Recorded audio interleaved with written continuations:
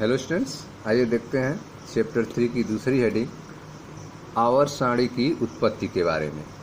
तो इसमें हम लोग समझा जाएगा आवर्त सारणी की उत्पत्ति कैसे हुई, किन किन वैज्ञानिकों ने अपना योगदान दिया, इसके बारे में डिटेल में आपको इस टॉपिक में पढ़ाया जाएगा।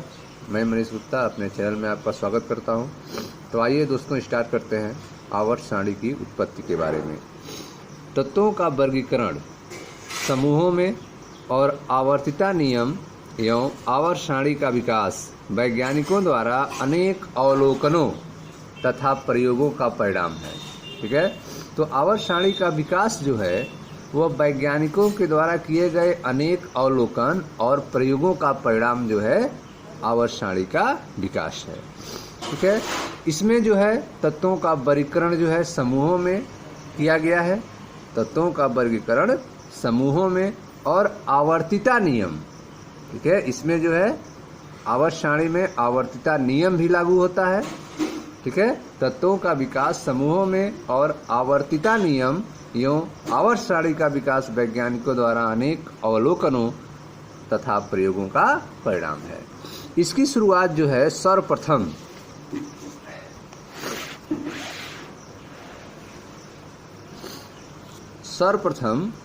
जर्मन रसायनज्ञ जान डावेराइनर, ठीक है, आवर्त सारणी बनाने के प्रयास में सबसे पहली शुरुआत आप देख रहे हैं जान डावेराइनर की है 1800 में। जर्मन रसायनज्ञ जान डावेराइनर ने सन 1800 के प्रारंभिक दशकों में इस बात की ओर संकेत किया कि तत्वों के गुणधर्मों में निश्चित प्रवृत्ति होती है। ठीक है, जान डावेराइनर ने 1800 में यह बातें बताई कि तत्वों के जो गुण होते हैं उनमें एक निश्चित प्रवृत्ति होती है। तत्वों के गुणधर्मों में निश्चित प्रवृत्ति होती है। यह बातें जर्मन रसायनज्ञ जान डावेराइनर ने 1800 में बताया था। सन 1829 में उन्होंने समान भौतिक और रासायनिक गुणों वाले 3 तत्वों के समूहों का ध्यान आकर्षित कराया था। 1829 में उन्होंने समान भौतिक और रासायनिक गुणों वाले 3 तत्वों के समूह अर्थात त्रिकों की तरफ ध्यान आकर्षित कराया। उन्होंने यह भी पाया कि प्रत्येक त्रिक में बीच वाले तत्व का परमाणु भार शेष दोनों तत्वों के परमाणु भारों के औसत मान के बराबर था। ठीक है, सन 1929 में उन्होंने समान भौतिक और रासायनिक गुणों वाले 3 तत्वों के समूहों की तरफ ध्यान आकर्षित कराया। उन्होंने यह भी पाया कि प्रत्येक त्रिक में बीच वाले तत्व का परमाणु भार शेष दोनों तत्वों के परमाणु भार के औसत मान के लगभग बराबर था, 3.1। यह देखिए ध्यान से, यह है आपका डावेराइनर का त्रिक। डावेराइनर का त्रिक में आप देखें, ध्यान से समझें, इसमें आप देखें तत्व है, 3 तत्वों को शामिल किया गया है, लिथियम, सोडियम, पोटेशियम, यह त्रिक हो गए। इसमें जो बीच वाला होगा यह इन दोनों ऊपर और नीचे वाले तत्वों के औसत मान के बराबर होगा। ठीक है, जैसे परमाणु भार इसका 7 है लिथियम का, पोटेशियम का 39 है। ठीक है, तो इन दोनों का औसत कितना होगा, तो 39 और 7 आपका हो गया 46। 46 का आधा कितना हो गया, 23। ठीक है, तो सोडियम का परमाणु भार क्या हो गया, 23 हो गया। तो इस तरह से उन्होंने त्रिक का निर्माण किया कि ऊपर और नीचे वाले तत्वों का परमाणु भार का औसत जो होगा वह बीच वाले तत्व का होगा। इसके साथ जो है गुणधर्म के बारे में भी उन्होंने यही कल्पना बताई। फिर दूसरा त्रिक जो है उन्होंने कैल्शियम, स्ट्रांसियम, बेरियम के बीच स्थापित किया। कैल्शियम, स्ट्रांसियम, बेरियम, जिसमें कैल्शियम का परमाणु भार 40, बेरियम का 137, इनका लगभग जो है औसत 88 जो है स्ट्रांसियम का। तीसरा त्रिक आप देख रहे हैं, यह है आपका क्लोरीन, ब्रोमीन और आयोडीन का। क्लोरीन का परमाणु भार 35.5, आयोडीन का 127, इन दोनों का औसत जो है ब्रोमीन का 80। ठीक है, तो इस तरह का त्रिक जो है डावेराइनर ने दिया, लेकिन यह कुछ ही तत्वों के लिए वह दे पाए। ठीक है, तो आप देख रहे हैं कि आवर्त सारणी की जो शुरुआत है वह सर्वप्रथम जर्मन रसायनज्ञ जॉन डाबेराइनर ने सन 1800 के प्रारंभिक दशकों में इस बात की ओर संकेत किया कि तत्वों के गुणधर्मों में निश्चित प्रवृत्ति होती है। तो 1800 में डाबेराइनर ने यह बात बताई कि तत्वों के गुणधर्मों में एक निश्चित प्रवृत्ति पाई जाती है, एक निश्चित ट्रेंड पाया जाता है। 29 साल बाद 1829 में उन्होंने समान भौतिक और रासायनिक गुणों वाले 3 तत्वों के समूहों की तरफ ध्यान आकर्षित कराया। उन्होंने यह भी पाया कि प्रत्येक त्रिक में बीच वाले तत्व का परमाणु भार जो है वह शेष दोनों तत्वों के परमाणु भार के औसत मान के लगभग बराबर था, जैसा कि आपने सारणी में देखा। साथ ही मध्य वाले तत्वों के गुणधर्म शेष दोनों तत्वों के गुणधर्म के मध्य पाए गए। ठीक है, तो परमाणु भार का औसत मान तो होता ही है, इसके साथ साथ जो मध्य वाले तत्व हैं उनका गुणधर्म जो है ऊपर और नीचे वाले शेष दोनों तत्वों के गुणधर्म के मध्य पाया जाए। डाबेराइनर का त्रिक नियम जो है कुछ तत्वों के लिए ही सही पाया गया। यह जो डाबेराइनर ने अपना त्रिक नियम दिया था यह कुछ तत्वों के लिए ही सही पाया गया, इसलिए इसे महज एक संयोग समझकर इसका विचार छोड़ दिया गया। ठीक है, तो डाबेराइनर ने जो त्रिक नियम दिया था वह केवल कुछ ही तत्वों पर लागू हो सका, इसलिए इसे महज एक संयोग समझकर इसका विचार छोड़ दिया गया। ठीक है, इसके पश्चात फ्रांसीसी भूगर्भशास्त्री AEBD चैन कोर्टोइस ने 1862 में, ठीक है, 1862 में तत्वों के वर्गीकरण करने का प्रयास किया। तो डाबेराइनर के बाद जो है फ्रांस के भूगर्भशास्त्री AEBD चैन कोर्टोइस ने सन 1862 में तत्वों का वर्गीकरण करने का प्रयास किया। उन्होंने तत्वों को उनके बढ़ते हुए परमाणु भार के क्रम में व्यवस्थित किया। ठीक है, चैन कोर्टोइस ने तत्वों को उनके बढ़ते हुए परमाणु भार के क्रम में व्यवस्थित किया और तत्वों की वृत्ताकार सारणी बनाई। चैन कोर्टोइस ने जो सारणी बनाई वह सारणी कैसी थी? वृत्ताकार सारणी थी और तत्वों को उन्होंने परमाणु भार के क्रम में व्यवस्थित किया था, जिसमें तत्वों के गुणधर्मों में आवर्ती पुनरावृत्ति को दर्शाया गया था। ठीक है, तो चैन कोर्टोइस के द्वारा जो वृत्ताकार आवर्त सारणी दी गई थी वह परमाणु भार के क्रम में व्यवस्थित किया गया था और जिसमें तत्वों के गुणधर्मों में आवर्ती पुनरावृत्ति को दर्शाया गया था। ठीक है, लेकिन यह भी अधिक ध्यान आकृष्ट नहीं कर सका।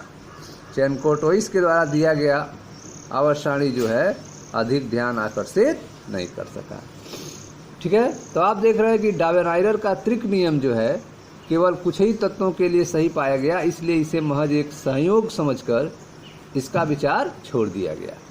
इसके बाद जो है फ्रांसीसी भूगर्भशास्त्री AEBD चैन कोर्टोइस ने सन 1862 में तत्वों का वर्गीकरण करने का प्रयास किया। उन्होंने तत्वों को उनके बढ़ते हुए परमाणु भार के क्रम में व्यवस्थित किया और तत्वों की वृत्ताकार सारणी बनाई, जिसमें तत्वों के गुणधर्मों में आवर्ती पुनरावृत्ति को दर्शाया गया। यह भी अधिक ध्यान आकृष्ट नहीं कर सका। ठीक है, इसके बाद जो है अंग्रेज रसायनज्ञ जॉन अलेक्जेंडर न्यूलैंड, ठीक है, इसके बाद एक दूसरे रसायनज्ञ आए, अंग्रेज रसायनज्ञ जॉन अलेक्जेंडर न्यूलैंड ने सन 1865 में, ठीक है, 3 साल बाद 1862 में चैन कोर्टोइस ने अपना सारणी दिया था। उसके ठीक 3 साल बाद 1865 में अंग्रेज रसायनज्ञ जॉन अलेक्जेंडर न्यूलैंड ने 1865 में अष्टक नियम को विकसित किया। ऑक्टेट रूल को उन्होंने विकसित किया। उन्होंने तत्वों को उनके बढ़ते हुए परमाणु भार के क्रम में व्यवस्थित किया। ठीक है, तत्वों को उनके परमाणु भार के बढ़ते हुए क्रम में व्यवस्थित किया, जिसकी विचार जो है चैन कोर्टोइस ने दिया था। तत्वों को उनके बढ़ते हुए परमाणु भार क्रम में व्यवस्थित करने का जो तरीका था वो चेरकोटोइस दिया था, उसी को ठीक कॉपी करके अलेक्जेंडर न्यूलैंड ने अपने अष्टक नियम के बेस पे तत्वों को बढ़ते हुए परमाणु भार के क्रम में व्यवस्थित किया तथा पाया कि किसी भी तत्व से प्रारंभ करने पर, ठीक है, किसी भी तत्व से प्रारंभ करने पर आठवें तत्व के गुण प्रथम तत्व के समान थे। ठीक है, न्यूलैंड ने पाया कि किसी भी तत्व से प्रारंभ किया जाए तो जो आठवां तत्व आएगा उसकी जो गुण होगी वह पहले तत्व के समान था। ठीक है, तो आप देख रहे हैं कि अंग्रेज रसायनज्ञ जॉन अलेक्जेंडर न्यूलैंड ने सन 1865 में अष्टक नियम को विकसित किया। उन्होंने तत्वों को उनके बढ़ते हुए परमाणु भार के क्रम में व्यवस्थित किया तथा पाया कि किसी भी तत्व से प्रारंभ करने पर आठवें तत्व के गुण जो हैं वे प्रथम तत्व के समान थे, 3.2। तो 3.2 आप देख सकते हैं, यह आपका न्यूलैंड के अष्टक हैं जिनमें तत्व को दिया गया है, परमाणु भार दिया गया है, तत्व परमाणु भार, ठीक है, तत्व परमाणु भार, लिथियम जिसका परमाणु भार 7 दिया गया है। ठीक है, तो इस तरह से इन्होंने एक सारणी बनाई है जिसमें बढ़ते हुए क्रम में तत्वों को रखा गया है। तो आप देख सकते हैं पहले लिथियम 7 है, उसके बाद beryllium 9, boron 11, carbon 12, nitrogen 14, oxygen 16, fluorine 19। ठीक है, तो यह एक बढ़ता हुआ क्रम देख रहे हैं परमाणु भार का, जो कि लिथियम से लेकर फ्लोरीन तक है, जिसमें 1 2 3 4 5 6 7 यह 7 तत्व हैं। उसके बाद जो आठवां आएगा वह ठीक सोडियम के नीचे, लिथियम के नीचे सोडियम आ गया, लिथियम के ठीक नीचे सोडियम आ गया। अब इसका गुण जो है पहले तत्व लिथियम के जैसा होगा। ठीक है, फिर जो है इसका 23 हो गया परमाणु भार, फिर magnesium 24, aluminium 27, silicon 29, phosphorus 31, sulphur 32, chlorine 35.5। ठीक है, यह 7वां तत्व हो गया, 1 2 3 4 5 6 7। अब 8वां तत्व जो है पहले तत्व के नीचे आ जाएगा, अर्थात पोटेशियम 39 इसके सोडियम के नीचे आ गया। कैल्शियम जो है इसके नीचे आ गया। यह कौन सा तत्व है? तो 1 2 3 4 5 6 7 8। ठीक है, तो किसी भी तत्व से प्रारंभ करेंगे तो 8वां तत्व जो आएगा वह ठीक उसके नीचे आएगा और उसका गुण जो है ऊपर वाले तत्व से मिलता रहेगा। ठीक है, यह बातें जो है न्यूलैंड ने बताई थी और अपनी एक छोटी सी सारणी प्रस्तुत किया था। ठीक है, तो इस तरह से आपने देखा कि अंग्रेज रसायनज्ञ जॉन अलेक्जेंडर न्यूलैंड ने सन 1865 में अष्टक नियम को विकसित किया। उन्होंने तत्वों को उनके बढ़ते हुए परमाणु भार के क्रम में व्यवस्थित किया तथा पाया कि किसी भी तत्व से प्रारंभ करने पर 8वें तत्व के गुण जो हैं वे प्रथम तत्व के समान थे। यह संबंध उसी प्रकार का था जैसे 8वें संगीत स्वर का संबंध प्रथम संगीत स्वर से होता है। ठीक है, जैसे 8 म्यूजिकल नोट्स होते हैं उनका संबंध जो है पहले सांगीतिक स्वर से होता है, ठीक उसी तरह का संबंध यह भी था। अब जो है यह आप देख रहे हैं कि सारणी में यह कैल्शियम तक ही इसको बनाया गया है। पोटेशियम के बाद कैल्शियम 40, उसके बाद स्पेस आप देख रहे हैं खाली है।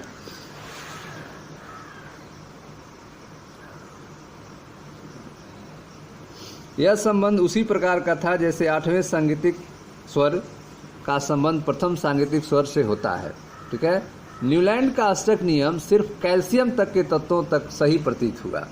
ठीक है, न्यूलैंड का यह जो अष्टक नियम है यह सिर्फ कैल्शियम तक के तत्वों तक जो है सही प्रतीत हुआ। हालांकि उस समय इस धारणा को व्यापक मान्यता नहीं मिली थी। ठीक है, कैल्शियम तक तो इनका नियम जो है सही प्रतीत हुआ, लेकिन जो है उस समय इस धारणा को व्यापक मान्यता नहीं मिली थी।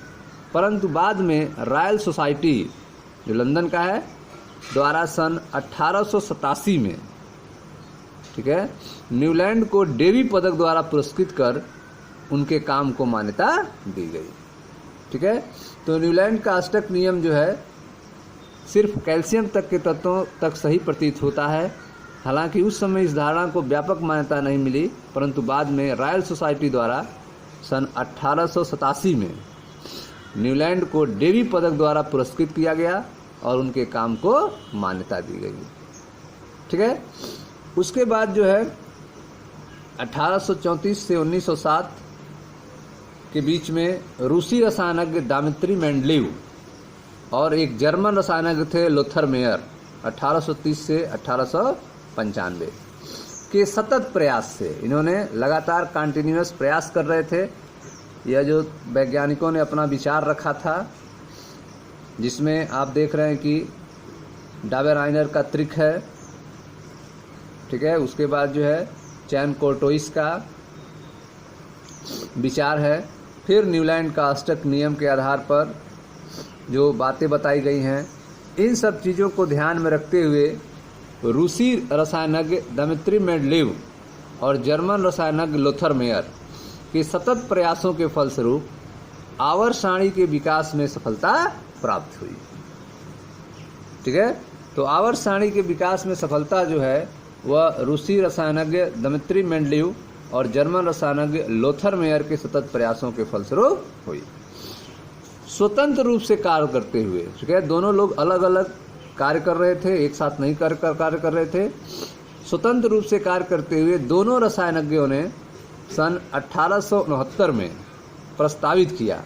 ठीक है। तो आप देख रहे हैं कि स्वतंत्र रूप से कार्य करते हुए दोनों रसायनज्ञों ने सन 1869 में प्रस्तावित किया कि जब तत्वों को उनके बढ़ते हुए परमाणु भारों के क्रम में व्यवस्थित किया जाता है, तत्वों को उनके बढ़ते हुए परमाणु भार के क्रम में व्यवस्थित किया जाता है, तब नियमित अंतराल के बाद, नियमित अंतराल के पश्चात उनके भौतिक और रासायनिक गुणों में समानता पाई जाती है। ठीक है। जब तत्वों को उनके बढ़ते हुए परमाणु भारों के क्रम में व्यवस्थित किया जाता है, तब नियमित अंतराल के पश्चात उनके भौतिक और रासायनिक गुणों में समानता पाई जाती है। ठीक है।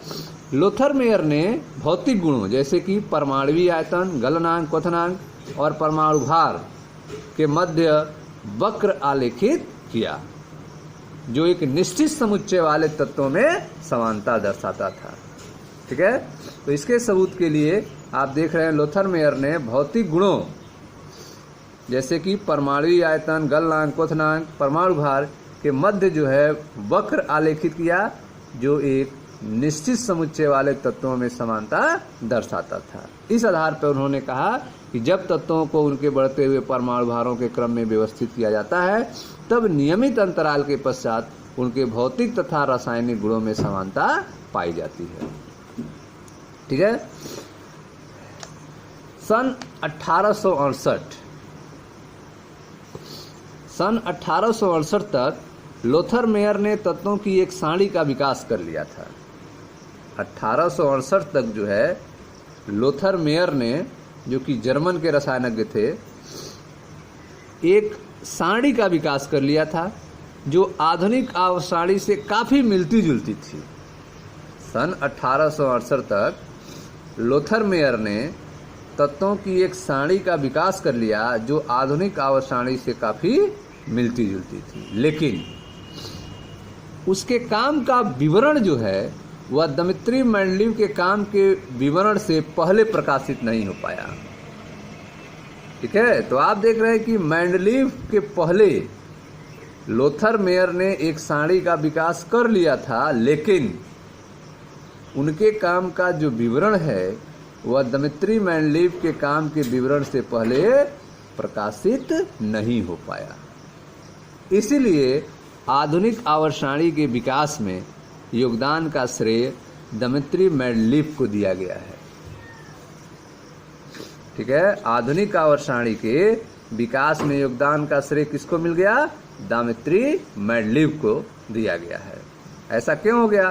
क्योंकि लोथर मेयर का जो आवर्त सारणी था, जो कि आधुनिक आवर्त सारणी से काफ़ी मिलता जुलता था, उसके काम का विवरण जो है मेंडलीव के काम के विवरण से पहले प्रकाशित नहीं हो पाया।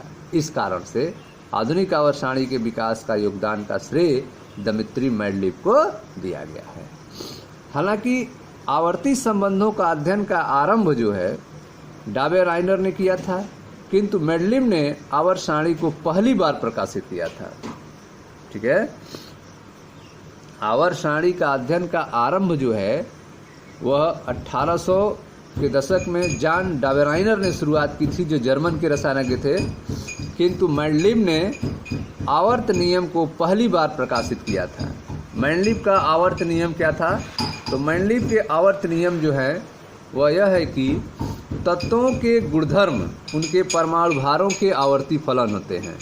तत्वों के जो गुणधर्म होते हैं वे उनके परमाणु भारों के आवर्ती फलन होते हैं।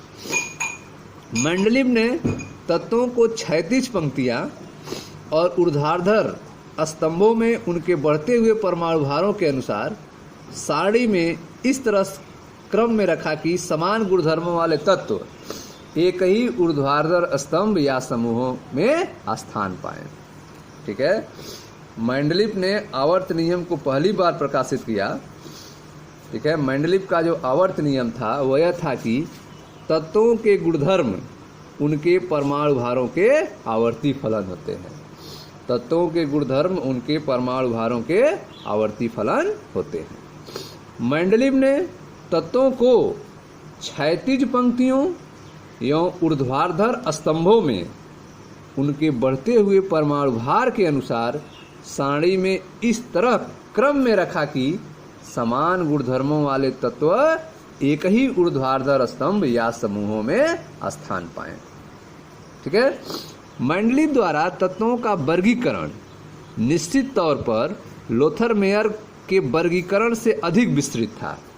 मेंडलीव के द्वारा तत्वों का वर्गीकरण जो है वह निश्चित तौर पर लोथर मेयर के वर्गीकरण से अधिक विस्तृत था। मेंडलीव ने आवर्तिता के महत्व को पूर्ण रूप से समझा और तत्वों के वर्गीकरण के लिए अधिक विस्तृत भौतिक और रासायनिक गुणधर्मों को आधार माना। ठीक है, तो मेंडलीव द्वारा दिया गया तत्वों का वर्गीकरण निश्चित तौर पर लोथर मेयर के वर्गीकरण से अधिक विस्तृत था। मेंडलीव ने आवर्तिता के महत्व को पूर्ण रूप से समझा और तत्वों के वर्गीकरण के लिए अधिक विस्तृत भौतिक और रासायनिक गुणधर्मों को आधार माना। ठीक है, विशेष रूप से मेंडलीव ने तत्वों द्वारा प्राप्त विशेष रूप से मेंडलीव ने तत्वों द्वारा प्राप्त यौगिकों के मूलानुपाती सूत्रों तथा उनके गुणधर्मों की समानता को आधार माना था।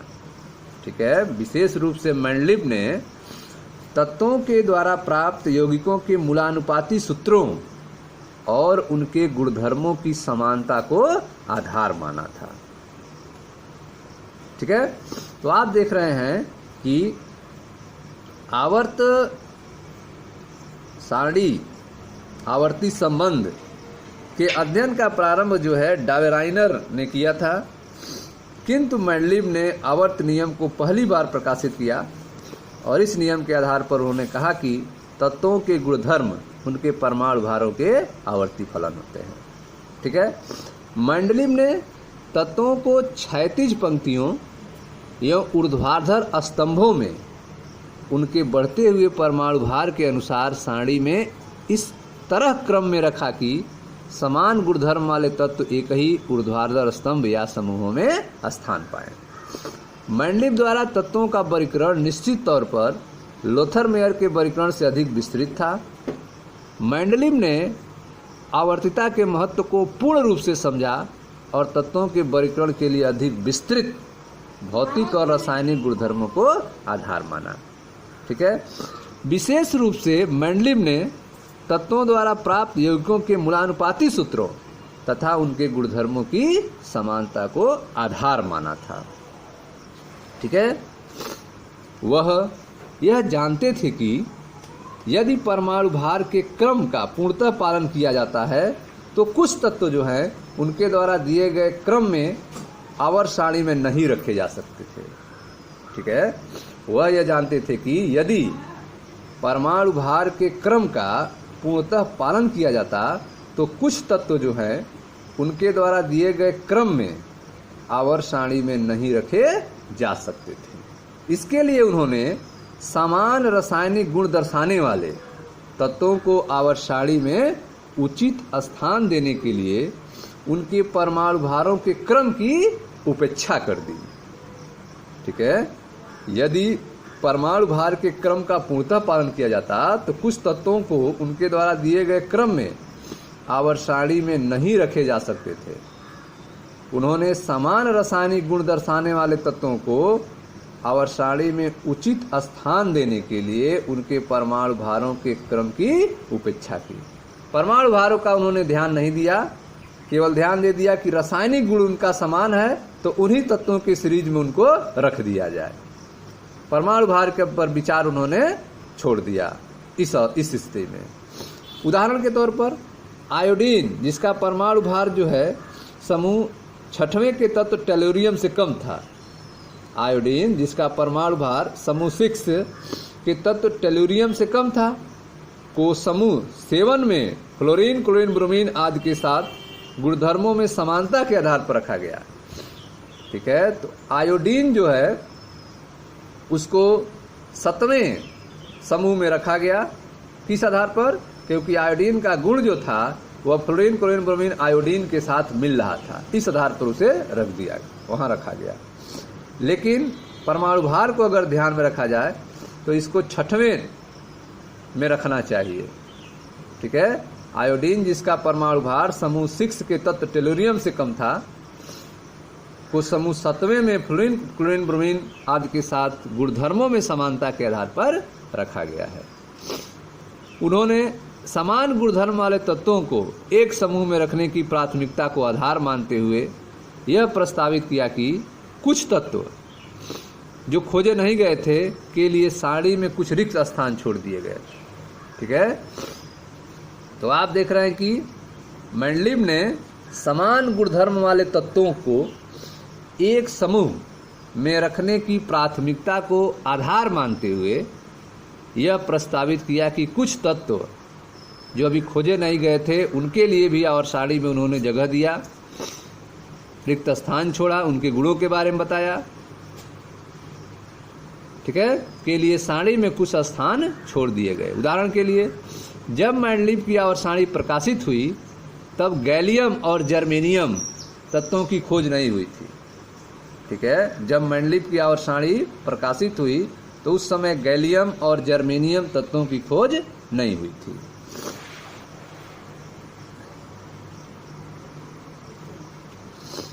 उन्होंने एल्युमिनियम और सिलिकॉन के नीचे एक एक रिक्त स्थान छोड़ा। ठीक है, जब मेंडलीव की आवर्त सारणी प्रकाशित हुई तब गैलियम तथा जर्मेनियम तत्वों की खोज नहीं हुई थी। उन्होंने एल्युमिनियम और सिलिकॉन के नीचे एक एक रिक्त स्थान छोड़ा और इन तत्वों का नाम जो है क्रमशः एका एल्युमिनियम और एका सिलिकॉन रखा। मेंडलीव ने न केवल गैलियम और जर्मेनियम तत्वों के होने की प्रयुक्ति की बल्कि इन तत्वों के कुछ भौतिक गुणधर्म का ब्यौरा भी दिया। ठीक है, मेंडलीव ने इन तत्वों की भविष्यवाणी की, उनका स्थान निर्धारित किया कि ये तत्व आएंगे तो यहीं पर रहेंगे और उनका नाम उन्होंने एका एल्युमिनियम एका सिलिकॉन रखा। इसके साथ साथ उनके भौतिक गुणधर्म का भी ब्यौरा उन्होंने प्रस्तुत किया। बाद में खोजे गए इन तत्वों के प्रयुक्त गुणधर्मों तथा प्रायोगिक गुणधर्मों को सारणी 3.3 में सूचीबद्ध किया गया। ठीक है, मेंडलीव की मात्रात्मक प्रयुक्तियों और कालांतर में उनकी सफलता के कारण उन्हें और उनके आवर्त सारणी को काफ़ी प्रसिद्धि मिली। मेंडलीव ने 1905 में प्रकाशित आवर्त सारणी को चित्र 3.1 में दर्शाया गया है। ठीक है, तो आप देख रहे हैं कि मेंडलीव की आवर्त सारणी जब प्रकाशित हुई तब उसमें गैलियम और जर्मेनियम तत्वों की खोज नहीं हुई थी। उन्होंने एल्युमिनियम और सिलिकॉन के नीचे एक एक रिक्त स्थान छोड़ दिया था और इन तत्वों का नाम उन्होंने क्रमशः एका एल्युमिनियम और एका सिलिकॉन रखा था। मेंडलीव ने न केवल गैलियम और जर्मेनियम तत्वों के होने की प्रयुक्ति की बल्कि इन तत्वों के कुछ भौतिक गुणों का ब्यौरा भी दिया। बाद में खोजे गए तत्वों के प्रयुक्त गुणधर्म और प्रायोगिक गुणधर्मों की सारणी 3.3 में सूचीबद्ध किया गया है। इसके बारे में हम बताएंगे। मैंडलिप की मात्रात्मक प्रवृत्तियों और कालांतर में उनकी सफलता के कारण उन्हें और उनकी आवर्त सारणी को काफ़ी प्रसिद्धि मिली। मैंडलिप ने सन 1905 में प्रकाशित आवर्त सारणी को चित्र 3.1 में दर्शाया गया है।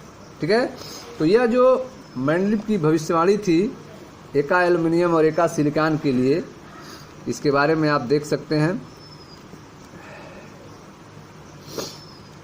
गुण एका एल्युमिनियम भविष्य सूचक तत्व, ठीक है। परमाणु भार इसका 68, घनत्व जो है 5.9, गलनांक निम्न होगा। ऑक्साइड का सूत्र E2O3, क्लोराइड का सूत्र ECl3, ठीक है। गैलियम जो खोजा गया था उसका परमाणु भार 70, घनत्व 5.94, गलनांक 302.93, ऑक्साइड का सूत्र Ga2O3, क्लोराइड का सूत्र GaCl3, ठीक है। तो यह जो एका एल्युमिनियम है भविष्य का तत्व है, जब भी खोजा नहीं गया था, उसके गुणों के बारे में मैंडलिप ने पहले बता दिया था।